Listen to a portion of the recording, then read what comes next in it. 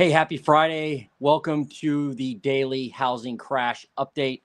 So, today we're going to talk about reasons why you don't want to sell your home in 2025 or even through the end of 2024, maybe.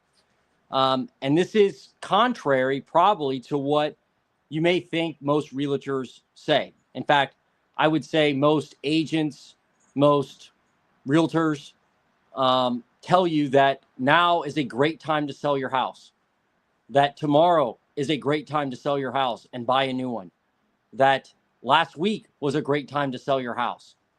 Tell me if you've heard that before. I'd love to know, because I hear it a lot on social media. I see it. It's always a great time to sell your house. Call me now, right? Well, I don't agree, because I'm going to share some stats with you today that I think would give you pause, hopefully gives you pause if you're thinking about selling your property, your house. All right, so we're going to dive into some data on renters. So the number of renters, this is according to Redfin, the latest article from Redfin. The link is below. The number of renters in the United States went up 2.7% in quarter three of 2024 compared to quarter three of 2023. What does that mean? That means that the United States rent population, the people that rent homes or rent apartments, went up 1.18 million renters year over year. So now we have 1.18 million more renters than we did this time last year. That is a record 45.6 million renters in the United States. And that number is growing 3 times faster than the number of people buying houses. That's no surprise, given the fact that affordability has been completely wrecked in the housing market. Meaning, anybody who's out there looking for a home knows it's very challenging right now to find an affordable home to purchase. So a lot of people are renting. Not only that, you have a lot of people that probably have sold their home and are now renting. And they're like, you know what? I'm going to sell my property. Maybe I got some equity. Why not sell? And I'll start renting. So why do I say now is a bad time to sell? Why will 2025, maybe even 2026 and beyond, be a bad time to sell? If you're fortunate enough to have a property that you live in and you own it, you need to think about the supply end of rentals. In other words, we know a lot of people are starting to rent homes more than they did last year and rent apartments. But a lot of things, a lot of folks on YouTube are saying that there's a lot of supply hitting the market for apartments and homes. Is that true? Well, supply is down. This year, we're on track to do 1.4 million completed homes in the United States. In 2021, we did 1.9 million. During the GFC, it was 2.2 million, 2.26 million, actually. So I got this from the Fred Economic Data. So the supply of homes, the supply of apartment buildings is going to go down. There's going to be less new construction. And that's because a lot of builders know the demand to buy properties, the demand to, obviously the cost to build is increased exponentially with interest rates increasing on builders. So builders have curtailed their permits and their housing starts. They just have. So in the future, when you look ahead in the next couple of years, you're going to see less new apartment buildings, less new homes hit the market. Supply is going to be constrained, given the pace we're at right now, unless something changes with, the new person in charge in the White House. So at this point, demand is actually going down. I'm sorry, demand is going up, supply is going down. So it's clear that if you're someone who owns a house and you decide to sell the house, you're basically giving up an opportunity to keep the house and rent it to somebody, because rental demand is going to keep going up. There's a lot of people that comment on my channel and say, I'm not going to buy, I'm going to rent. I don't want to buy. Buying is for, why buy and have to pay property taxes and insurance and, upkeep and all that? I'm going to rent. Okay, that's up to you. You can rent if you want to. But if you own your home and you decide, hey, I want to buy a new one, go out and do that. But don't sell your current house. Keep your current house.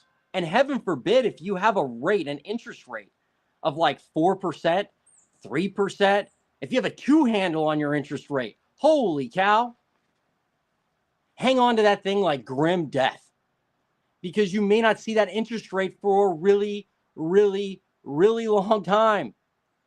So I think the moral of the story here is demand in rentals is clearly going up. Supply for properties that are built, new construction, whether it be apartments or houses, is going down. The supply is going down. It's in the numbers. You can look at Fred economic data yourself and see it. And I know that there's a talk of a bunch of shadow inventory, right? But I got a question for you. Don't you think that if there's shadow inventory, don't you think the shadow inventory has always existed? Don't you think if you go back 10 years and look at shadow inventory, if builders are hiding inventory from the market, don't you think they were doing that for years and years and years in the past? Meaning, if they were doing it years ago and now they're still doing it, we're still in the same supply constraint situation. And I look around in my market in little Columbus, Ohio. I don't see a whole lot of abandoned new home construction. I don't see it. Maybe you do where you live, but I don't see it here. There's probably developments in certain areas of the US where builders have abandoned the houses. So one could call that shadow inventory. But inventory you can actually live in and use and is viable, that is going down, folks. It just is in the construction world. And here's another proof that it's going down. There's a guy I follow on YouTube. You should probably check him out. Uneducated Economist. And according to Simon, the Uneducated Economist, he's a lumber expert. Lumber supply is being completely curtailed. Lumber mills are shutting down because demand for lumber is going down. Now, if demand for lumber is going down, what do you think that means for home builders? Do you think they're ramping up construction? Probably not. In fact, according to Simon, we're seeing a record low supply of lumber. And if you can't supply lumber to the market, you're not going to build any homes. And so I would check out his channel if I were you, because he has great data on what's happening with home builders from a side of the fence that isn't a real estate person like me. It's a person in raw materials, and he's at the front line of that supply. So check Simon out if you get a chance. The Uneducated Economist. Great channel. So when I think about rent, I look at, and you think about how much rent is increasing. A lot of people assumed rent would crash, right? Like rental prices would completely plummet and landlords would be ruined. Well, rent is only going up 0.6% now year over year, according to Redfin data that I looked up. The typical rent in the US, $1,634 a month.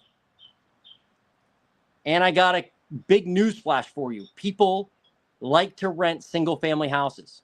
Most people, not everybody, but most people given the choice would rent a house versus an apartment if they could. That's my opinion. I don't have data to back that up. I'm just assuming that that's correct because most people I know that rent want to rent a house. So if you own a single family house, even if you own a duplex, hang on to your property. If you can hang on to it and be a landlord, and even if you break even on that house, like let's say your total in cost with taxes, insurance, upkeep, your mortgage is $1,600 a month, and you can rent it for $1,600 a month, and you can have your mortgage paid for and build equity. If you can keep from selling that house and hang on to it versus selling it and buying something else, I would do that if I were you. I would seriously consider that. As a realtor, I try to talk every client I run into who wants to sell, unless they have to sell. If somebody has to sell their house because they're like, man, I have to sell financially, it's what I have to do, then that is what it is. You got to sell. But I try to talk every client I run into, I try to talk them into keeping their house. How many realtors do you hear say that? Not many, probably. But I always encourage people to keep their real estate and not sell it, because it doesn't seem like we're building any more land. I don't see where they're adding more land. This isn't, it's not Sim City where you can just add more area, right? It's defined. It's not expandable. And if the number of homes being constructed is starting to go down because the interest rates are high, it's going to constrain supply. And we all know what's happening with constrained supply. Prices haven't crashed. It just hasn't crashed, folks. So if you own your house, I encourage you to keep it. If you inherit a house from a relative who passes away, hang on to it. Don't get into a situation where you're like, well, that house is across the country. I don't really know anything about it. Let's just sell it and just take the money. If you have to sell it, you have to sell it. That is what it is. But if you don't have to sell it and it's just out of laziness, don't do that. Reach out to somebody in that market who's a property manager. Reach out to some real estate professionals. Fly out there, drive out there, take a look at the house, see what you can do to hang on to it, because people may want to rent it. They probably will want to rent it. And you can not only, keep an asset in your family, but you can also provide a great property for somebody to live in, because people do need good houses to rent. Again, a lot of people on my channel say, hey, you're a fool if you buy. You got to rent. Renting is not for fools. Okay, keep renting. And that proves my point that there's a lot of people out there that will keep renting. The pool, the buyer pool or the renter pool is not shrinking. According to these numbers, it's growing. It grew 1.18 million people last year, or year over year. 3 times the amount of ownership. So to me, when everybody's running that way, I go that way. and I'm going to hang on to my house if I can. Anyway, that's my daily housing crash update for you today. I hope you got some value out of it. Like, subscribe to my channel. And by the way, I do a Redfin deep dive into the housing market every Thursday, usually 2 p.m. Eastern, 11 a.m. Pacific. And you can find it, my latest episode right here. All right. Have a good day. We'll see you.